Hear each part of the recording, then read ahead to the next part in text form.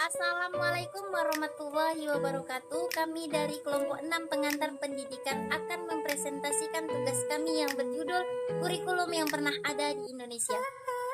Perkenalkan, saya Indah Putri Ramadhani sebagai moderator.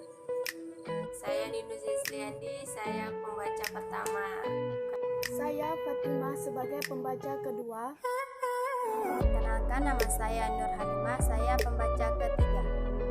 Perkenalkan, nama saya Nuratri Anggraini, saya pembaca keempat.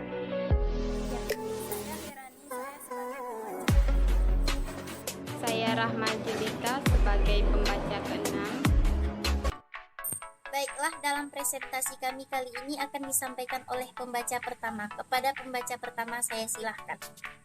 Kurikulum adalah perangkat mata pelajaran dan program pendidikan yang diberikan oleh suatu lembaga penyelenggara pendidikan yang berisi pelajaran yang akan diberikan kepada peserta. Berikut ini adalah sejarah perubahan dan perkembangan kurikulum pendidikan yang pernah ada di Indonesia setelah proklamasi kemerdekaan. 1. Kurikulum 1947 atau Rencana Pelajaran 1947. Rencana pelajaran meskipun disusun pada tahun 1947 baru dilaksanakan pada tahun 1950 dan memakai istilah bahasa Belanda Leerplan yang artinya pelajaran.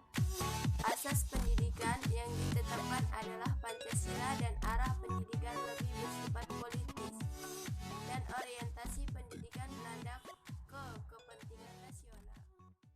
Selanjutnya akan disampaikan oleh pembaca kedua. Kepada pembaca kedua saya silahkan. Kurikulum 1952 atau Rencana Pelajaran Terurai 1952 merupakan penyempurnaan rencana sebelumnya yang mengikat setiap mata pelajaran sehingga dinamakan Rencana Pelajaran Terurai 1952 dan sudah mengarah kepada suatu sistem pendidikan nasional. Rencana pembelajaran memiliki ciri-ciri yaitu setiap pelajaran dengan kehidupan sehari-hari. Silabus mata pelajaran menunjukkan secara jelas seorang guru mengajar satu mata pelajaran. 3. Kurikulum 1964 atau Rencana Pendidikan 1964 merupakan penyempurnaan dari rencana pendidikan sebelumnya dan diberi nama Rencana Pendidikan 1964. Ciri-cirinya pemerintah yang mempunyai keinginan agar rakyat mendapatkan pengetahuan akademik untuk pembekalan pada jenjang SD, sehingga pembelajaran dipusatkan pada program Pancawardana yaitu pengembangan moral, kecerdasan, emosional, keterampilan, dan jasmani. Baiklah, selanjutnya akan disampaikan oleh pembaca ketiga. Kepada pembaca ketiga disilahkan. 4. Kurikulum tahun 1968. Rencana Pendidikan tahun 1964 yang dicitrakan sebagai produk Orde Lama kemudian diganti dengan kurikulum baru yang bersifat positif dengan tujuan membentuk manusia Pancasila sejati, kuat dan sehat jasmani, mempertinggikan kecerdasan dan keterampilan jasmani, moral, budi pekerti, dan keyakinan beragama. Cirinya yaitu materi bermuatan materi teoritis, tidak berkaitan dengan permasalahan faktual di lapangan, menitik beratkan pada materi apa saja yang tepat diberikan kepada setiap siswa di jenjang pendidikan. Isi pendidikan yang diarahkan pada kegiatan mempertinggikan kecerdasan dan keterampilan serta mengembangkan fisik sehat dan kuat. 5. Kurikulum tahun 1975 lahir karena pengaruh konsep di bidang manajemen MBO yaitu manajemen berdasarkan tujuan yang menekankan pendidikan yang lebih efektif dan efisien. Metode, bahan, dan tujuan dasar dirinci dalam prosedur pengembangan sistem instruksional PPSI yang dikenal dengan istilah satu pelajaran, yaitu skenario pelajaran satuan bahasan. Baiklah, selanjutnya akan disampaikan oleh pembaca keempat. Kepada pembaca keempat disilahkan. Yang keenam, kurikulum pada tahun 1984, yaitu disebut juga sebagai kurikulum pada tahun 1975, disempurnakan yang mengusung pendekatan proses keahlian. Meski mengutamakan pendekatan proses, tapi faktor tujuan tetap penting.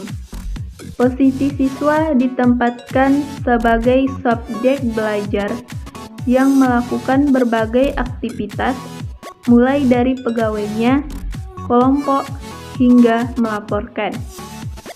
Model ini disebut cara belajar siswa aktif atau CBSA. Yang ketujuh, kurikulum pada tahun 1994 dan suplemen kurikulum pada tahun 1999 merupakan perpaduan sebelumnya, terutama tahun 1984, disebut oleh beban belajar siswa yang terlalu berat dan padat, dari muatan nasional sampai muatan lokal, seperti misalnya bahasa daerah, kesenian, keterampilan daerah, dan lain-lain. Perpaduan antara tujuan dan proses ini tidak berhasil, sehingga banyak kritik berdatangan. Baiklah, selanjutnya akan disampaikan oleh pembaca kelima. Kepada pembaca kelima disilahkan. 8. Kurikulum 2004 atau KBK, kurikulum berbasis kompetensi. KBK merupakan satu program pendidikan berbasis kompetensi yang harus mengandung 3 unsur, yaitu kompetensi, indikator-indikator evaluasi untuk menilai kompetensi, dan pengembangan pembelajaran. KBK memiliki ciri-ciri, yaitu menekankan pada ketercapaian kompetensi siswa baik secara individu maupun klasikal, berorientasi pada hasil belajar dan keberagaman. Kegiatan belajar menggunakan pendekatan dan metode bervariasi. Sumber belajar bukan hanya guru, tetapi juga sumber belajar lainnya yang memenuhi unsur edukatif. 9. Kurikulum 2006 atau KTSP, kurikulum tingkat satuan pendidikan. Pada benar-benar sama dengan tahun 2004. Perbedaannya terletak pada kewenangan dalam penyusunannya, mengacu pada jiwa dari desentralisasi sistem pendidikan. Di sini pemerintah pusat menetapkan standar kompetensi dan kompetensi dasar, dan guru dituntut mampu mengembangkan sendiri silabus dan sesuai kondisi sekolah dan daerahnya. Baiklah, selanjutnya akan disampaikan oleh pembaca ke-6. Kepada pembaca ke-6 disilahkan. 10 yaitu kurikulum 2013 memiliki 3 aspek, yaitu aspek pengetahuan, aspek keterampilan, dan aspek perilaku. Memiliki ciri yaitu dalam materi pembelajarannya terdapat materi yang dirampingkan dan materi yang ditambahkan. Materi yang dirampingkan ada di bahasa Indonesia, IPS, PPKN, dan sebagainya. Sedangkan materi yang ditambahkan ada pada matematika. 11. Kurikulum 2015 merupakan tahap penyempurnaan dari tahun 2013. Namun, ujian nasionalnya ternyata menggunakan KTSP yang merupakan produk tahun 2006. Baiklah, itu tadilah hasil presentasi dari kelompok kami. Jika ada teman-teman yang ingin bertanya, kami persilahkan. Lebih dan kurang kami mohon maaf. Assalamualaikum warahmatullahi wabarakatuh.